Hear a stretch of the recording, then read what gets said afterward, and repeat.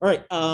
So the second topic that we're going to cover tonight is we're actually going to talk and give some tips and tricks for doing those system diagrams that Dr. Guzik mentioned in the system design lecture.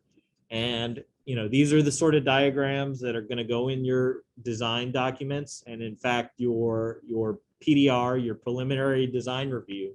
This is pretty much going to be like the only sort of drawings you have. You shouldn't, you're not expected to be at a electrical schematic, a detailed mechanical drawing at that point, but we are going to want to see some basic system block type diagrams.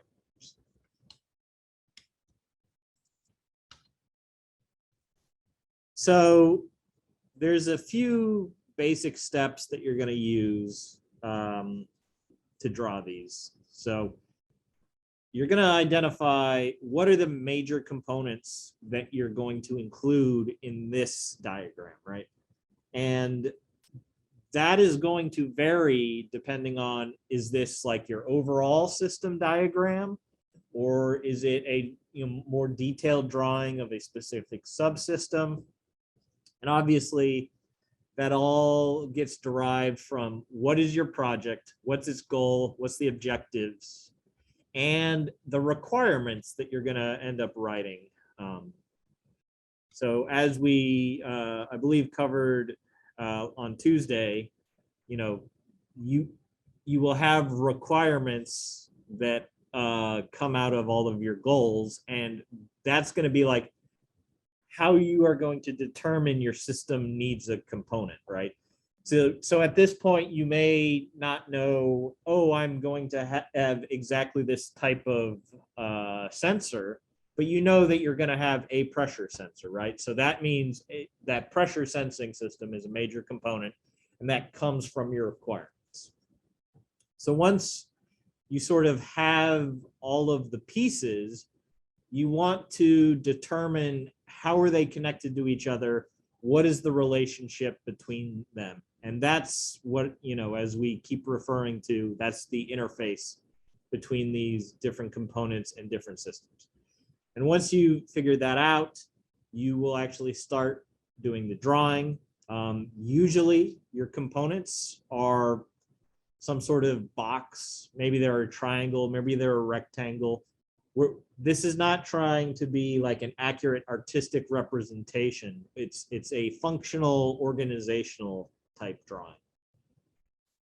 The interfaces you use, we usually prefer arrowed lines that indicates a specific type of interface, and you want to keep it as a relatively straightforward and simple layout, right? We don't want a bunch of lines crossing on top of each other. We generally don't want design elements that are just there to make things look nicer. You want to keep it clean and simple.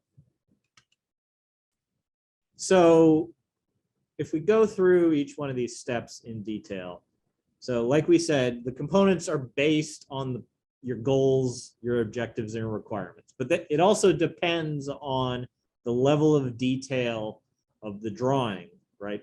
So if I'm doing a system drawing that's supposed to show all of your entire payload, I will probably just have a block for each of the subsystems, and none of which represent a specific physical component. But that means I'm also going to have a more detailed drawing that is of each one of those subsystems that breaks that into more detailed subcomponents. So if we were to think of the highest level drawing, all of our components are these different subsystems that are then going to have their own system diagrams somewhere else in the document or presentation, however you're presenting this.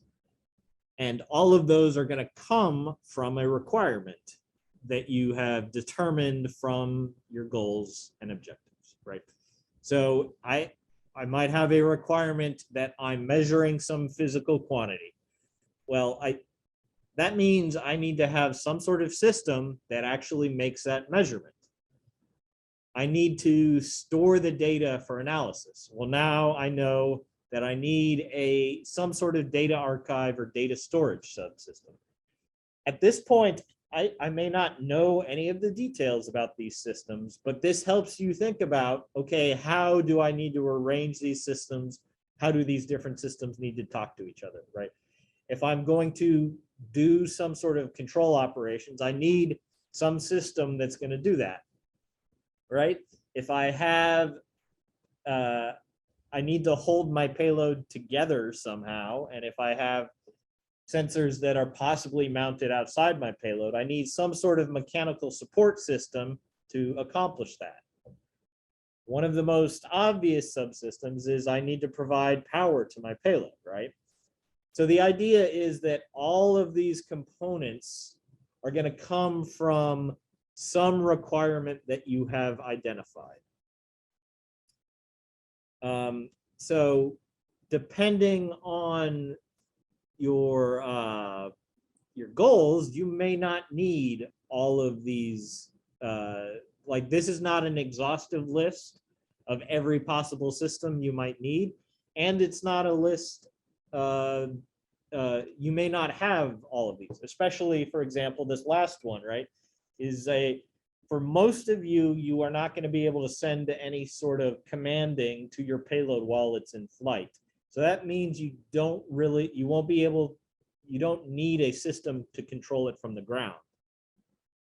So you probably wouldn't have a ground control system. You may have analysis or things that you do prior to the launch or after the launch that maybe would be some sort of ground support system. But a control system, is not something you would necessarily have. So if we sort of take a bunch of those examples, the systems that we identified on the previous slide, and we just sort of go through the process of generating this generic payload system diagram. And if we start with the overall system diagram, so we've already identified all of these subsystems, right? And you may start with sort of a simple layout of, okay, I think I know where all of this stuff goes. So each one of the subsystems that we listed is its own little box, right? So we have a control system, we have a power system, we have our sensors, our data archives, our ground control, and our processing and data analysis, right? So we've laid these out in a somewhat clean, separated this stuff. But the other thing is we can always move this around as we're doing the drawing, and we realize, oh wait, the data archive system needs to talk to the sensor subsystem, so it should be over here to make my drawing a little bit simpler. The important thing here is this is not any sort of representation of how these different components and subsystems are physically arranged. One thing that we have done, though, is we have drawn this sort of functional organizational thing that is just the payload box. And that allows us to identify, this is all stuff that would actually be inside the payload box, and this other stuff is external systems, right? So now that we have all of those different systems, we figured out what we need, which systems we need, we can start thinking about, okay, which ones have to be connected to the other systems, and in what ways do they need to be connected? And these are going to help us figure out our interfaces. So for example, the interfaces could be an actual physical connection. It could be an actual wire, like a power supply wire. It could be a actual mechanical mounting component, right? For example, your payload board is going to have sensors actually mounted to it, right? And that would be you may use standoffs. So that could be a mechanical interface. But it could also just be a representation of an electrical signal, right? It could be a serial UART signal, like we've talked about. It could be if you have some sort of radio communication, right? So you would still want to show that there is a communication that occurs between these two subsystems. For example, this ground control system is not going to be physically able to be connected to this payload the entire flight. So I would want to show an arrowed line that would tell me that there is a radio signal that goes from this ground control system to the control system. Also, it could be some sort of relationship, right, that's coupled, like these are two things that the temperature is the same. If I'm in a thermal control system, right, the idea I may have heaters that are designed to warm up these other components. Another thing is you don't need a separate line for each individual wire, right? If I have two components that are talking over an SPI interface, a serial interface that we talked about, you may remember that takes 4 different wires, but I'm not going to use 4 separate lines. I'll just draw one single, interface line, and I'll label that as an SPI interface. One thing that you want to do, though, is you want to use some sort of grouping where all of the interfaces of a single type use the same type of line, but use different lines for different types of interfaces. So it's easy to see, oh, this is how all the power is connected together. This is how all of the analog signals are connected together. You want to label all of the interfaces so that it's specific and it's easy to tell what those lines actually mean. And then the other thing is you want to use arrows that indicate a direction of flow.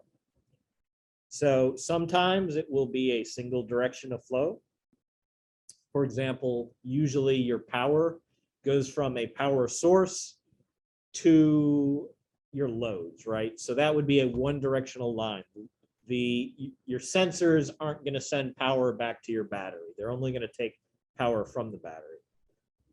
But if it's, some sort of communication protocol, like it's a serial protocol where you can send commands to another device and it can send data back, that's bidirectional. The data will flow both ways. So you want to use a double-ended arrow in that case to show that it is a interface that either, in this case, it's a data goes back and forth.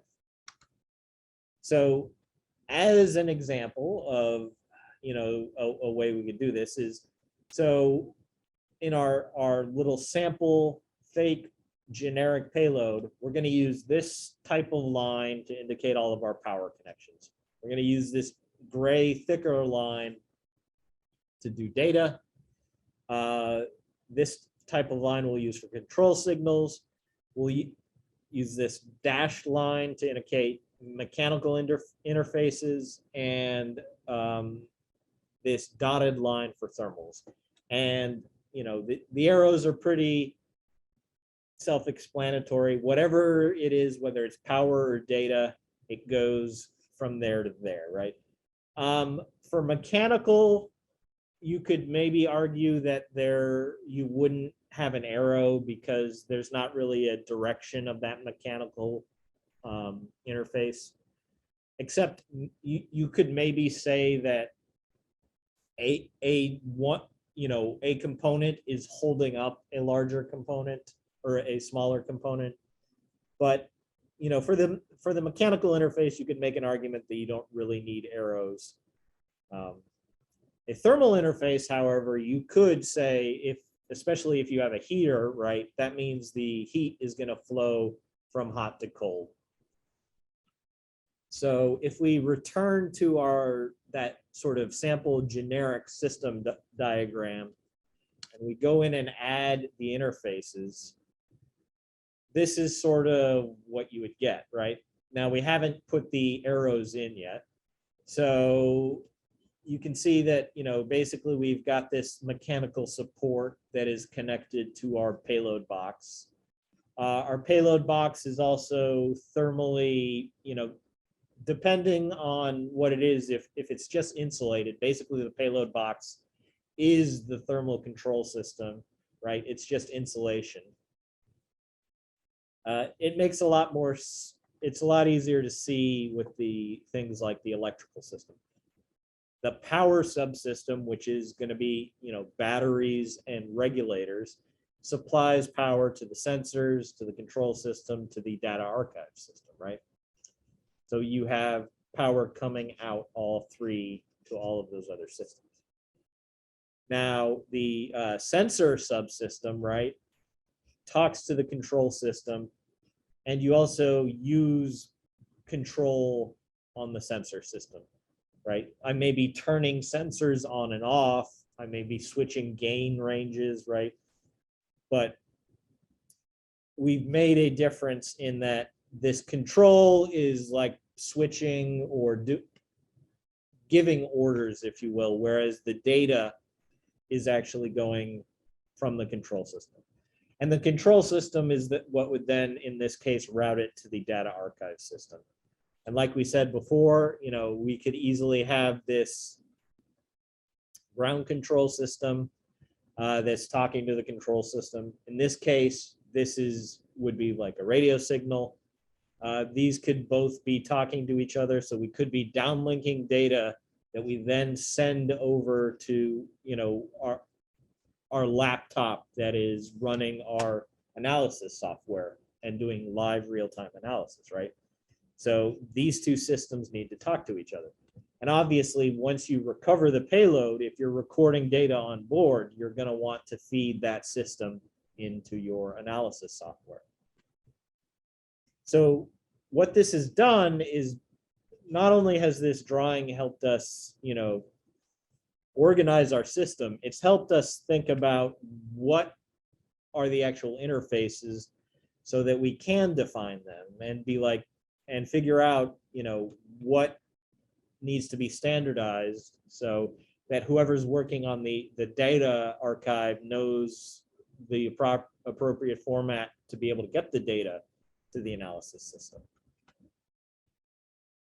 So after you've sort of identified these, you want to go in and add all of the appropriate directional flows. In one sense, that's a certain sort of the same step as the previous one.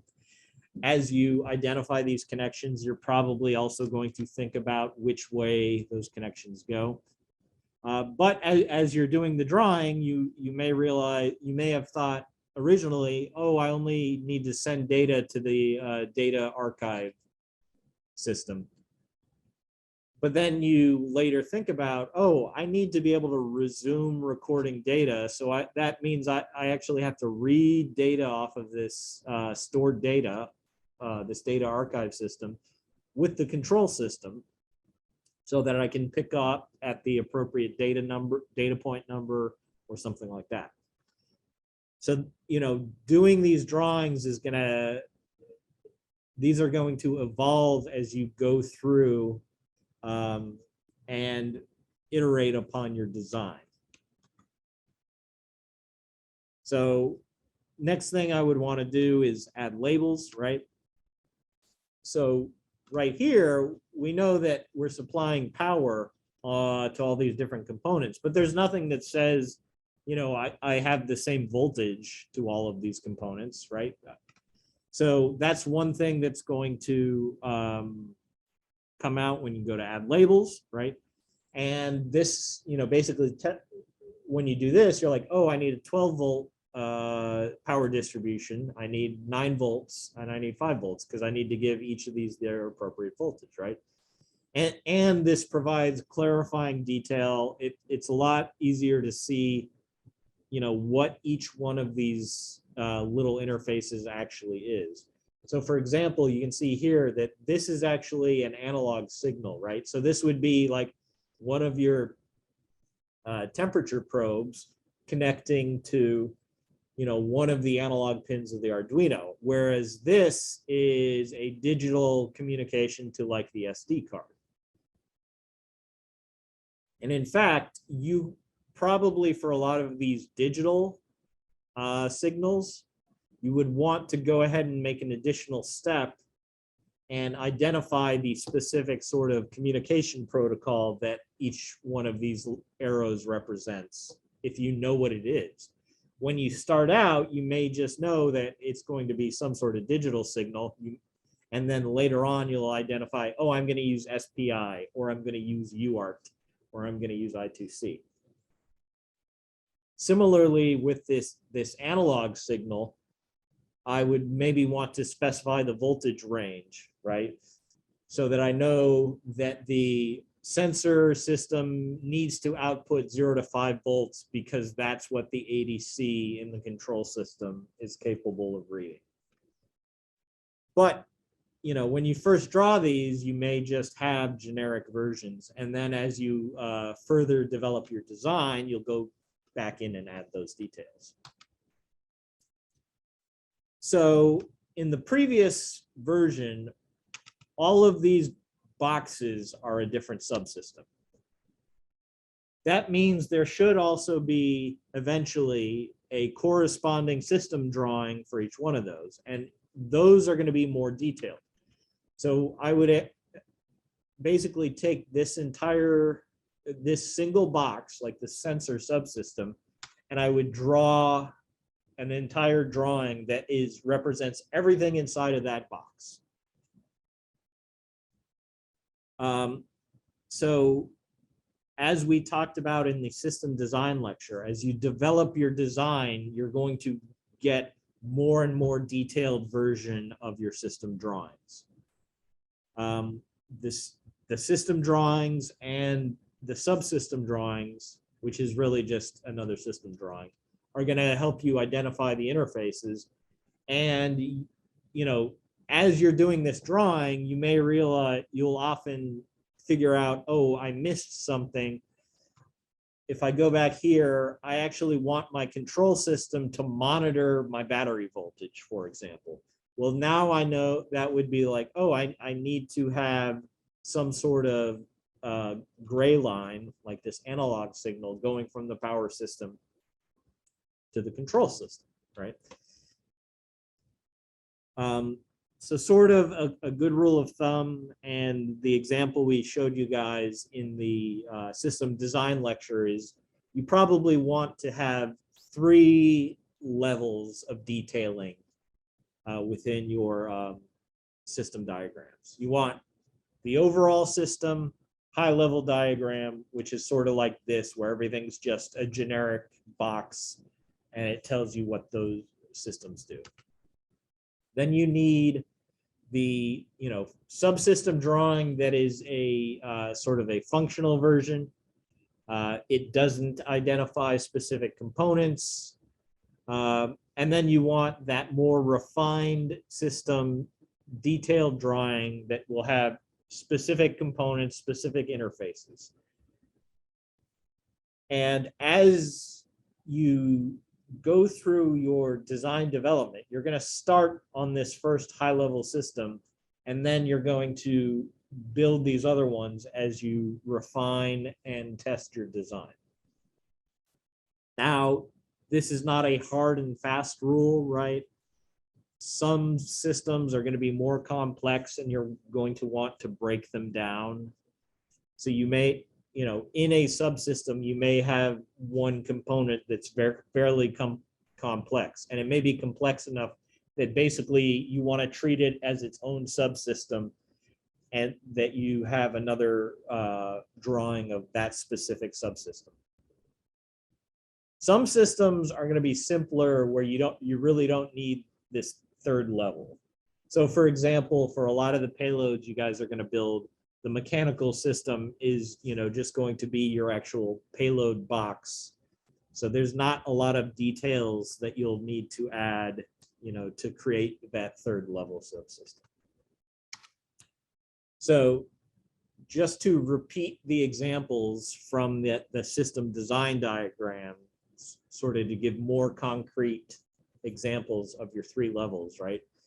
This is the example of your very high level entire system diagram, right?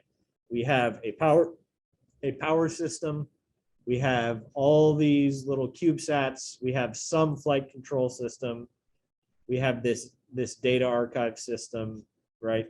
But the point is this doesn't tell me any of the details about how any of these other systems operate. It just shows me the relationship between them. So the next one that you would want to do is you would want to break it down into the subsystem, right? So I'm taking this entire power system and really all of the arrows that are connected to it, and I'm expanding it into its own system diagram, right?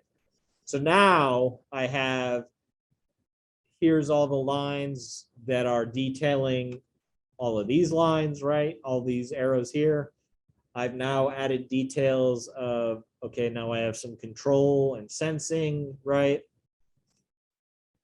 I have a battery. I've got a sensing for that.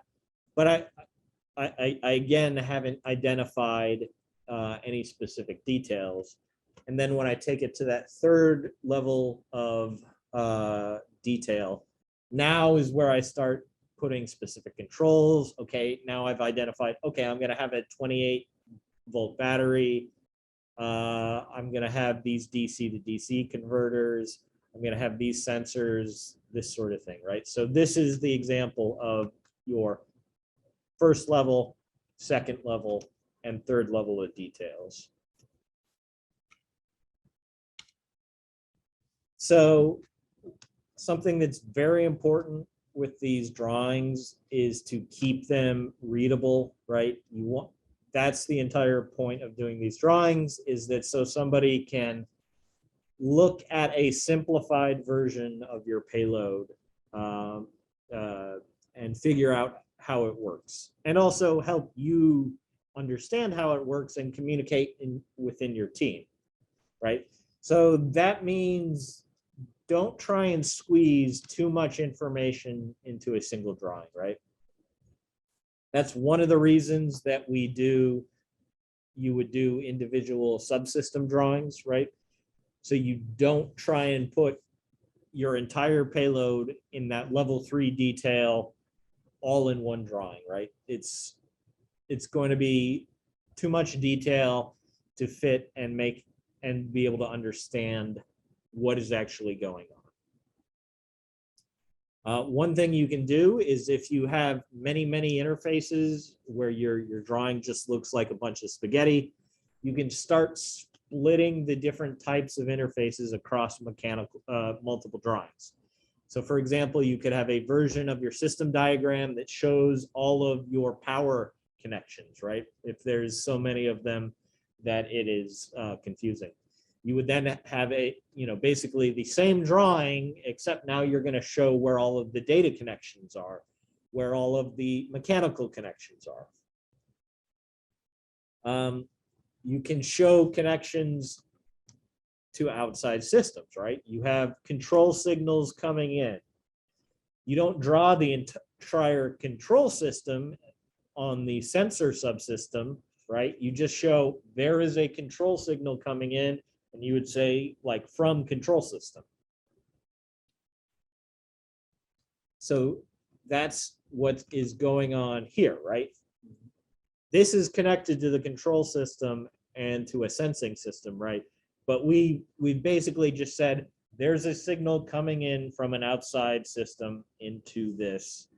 And this basically lets you show what that signal is going to do within this subsystem. So one thing that you do want to do is try and vary the line style. So that's what we've done in the previous example, where we've used dashes, we've used dotted lines, we've used grayed outlines. You can also vary the width.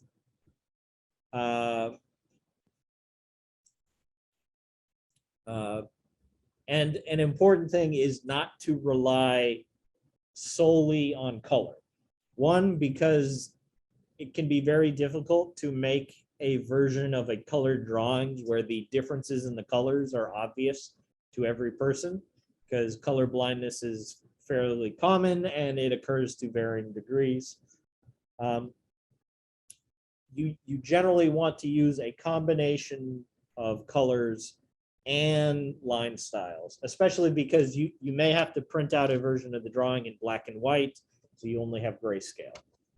So you don't want to rely entirely on color. Color can be a useful thing to help show differences, but you also want to do one of these other things where you use a different, you use dashes, you use a thicker line, you use a thinner line, that sort of thing. So as far as what kind of software works well for this, you could do everything in Microsoft Paint, but it would take a long time. It would be very difficult if you made a mistake and drew a line where you didn't want to. The version of software that's inside of Office that works well for this is called Visio. But that's one of those pieces of software that, depending on the license, and if you're like me, you probably get Office through your school, you may or may not have Visio included. It's not one of the things where, like Excel, PowerPoint, and Word, where if you have Office, you probably have that. But there are some open source alternatives. Within like the Google Docs, Google Sheets suite, there's a version of software called Google Drawings that works well. There is a web-based software that I have used called draw.io. Like, that is literally the URL is draw.io, and that works well. But the important thing is you want something that basically has these predefined like block, like shapes defined, where you basically drag the size and you can type the text inside of it. And that it has, arrow connectors, lines where you can pick, okay, is there an arrow on both sides? Or is there a arrow on one end? Is there no arrow? Is it a dashed line? How thick is the line? So that's the sort of thing that you're looking for in software. So I'm going to quickly just do a quick example. So I'm going to let me open a browser window and share it.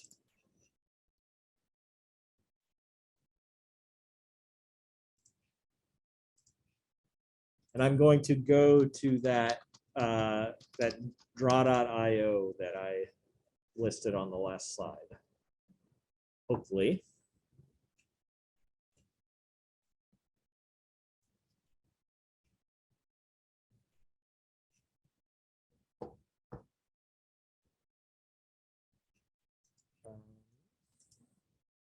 Why is it not working? There it goes. It's just being slow. I don't know why. So this particular thing has a few different examples. Like you can hook it into your Google Drive account. So one thing I like about this is you don't have to create an account with them. So you can save as onto your device, and the actual files will be XML files. So for example, I can just start with a blank diagram.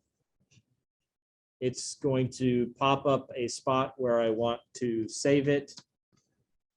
So I'm just going to create that. So I've got this nice grid system, right? That's not, and I have, okay, here's the various types of little shapes I can draw, and you can see here's all of my little arrows. So for example, If I hit rectangle, it'll give me this rectangle in here. I can drag it and size it to the shape I want. I can click in the middle and I can actually type. So this is going to be like my power system. And then I can click outside of it. I can then make, other systems. I've got a control system.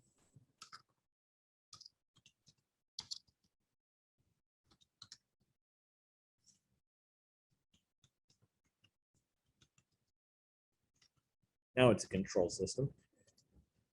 So now I can, pick one of these different styles of arrows. And you can see over here, I have a bunch of options. I can pick these different styles. I can change what type of line it is. I can change what the head of the arrow is. There's an option, I believe, somewhere in here where you say, hey, does it have an arrow on both sides? But what's nice is it will sort of snap to this, one of the edges of the boxes. I can then snap it to there, but then I can also put these bends in it, So this lets me keep things nice and organized and make good looking drawings. So, like I said, this particular system works good if you don't have access to Visio. I have not used the Google drawings software very much, but I think it's fairly similar, and I believe most people have Google accounts these days. So those are sort of the recommendations on software to use for these system drawings. Are there any questions?